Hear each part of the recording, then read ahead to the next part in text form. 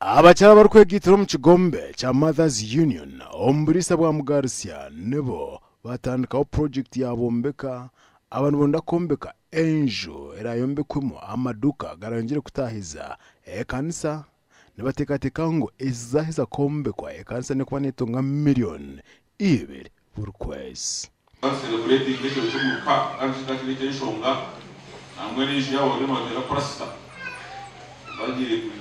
bishwaje de prasta atuno shabari kumbi kana nimwe umulisa icyo cyane kiteba nabona waza kombeka eduka n'imiryango ibiri nawo kandi amakuru marunji musinje baguteye batiro amatafari batiro umushe. Reverend Kumisiriza Joram Omurisa w'oburisa bwa Mugarsia niwe yabemberamo entekateke cyo bwakwatanise n'abacyara aba abakazi bashaka cyuro cya Mariam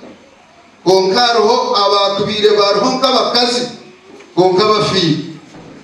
izobera batarire bena abakaza bare bizobe mukabire mu gihe cy'amano munongo nishaba wakubaturira kizimbe kitekatekere kombeka 9 miliyoni 15 n'itwara 5 na 8 wene nitshaba wakubana rebira karyitu na bubira karyitu atereze umukono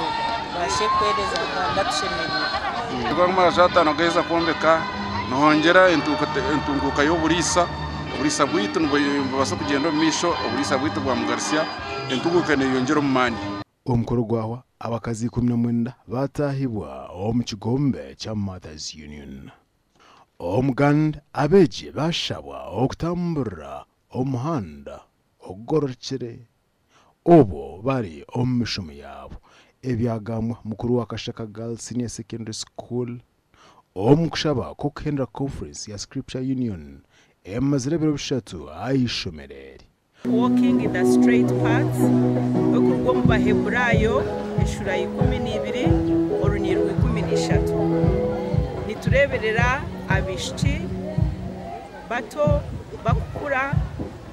kandi n'ikirungi batamburira umuhando gugororokire ando buteho amasiko n'ebintu byane byanga okugumiza amasiko bagatira muri Kristo Yesu ahakube kintu eco n'ikikuru nikiretera abana bagumwishomero abana bakuraje abana baguma hamsinge gw'edini ahamsinge gw'ekanisa kana misho bagatire ahari Yesu betare bintu byenze Urukura abeje ayishomereri yasima bakuru bishomero abo kwikiriza emushomonkeji okuguma nejo mwanyogo. And my advice to my fellow students over there is that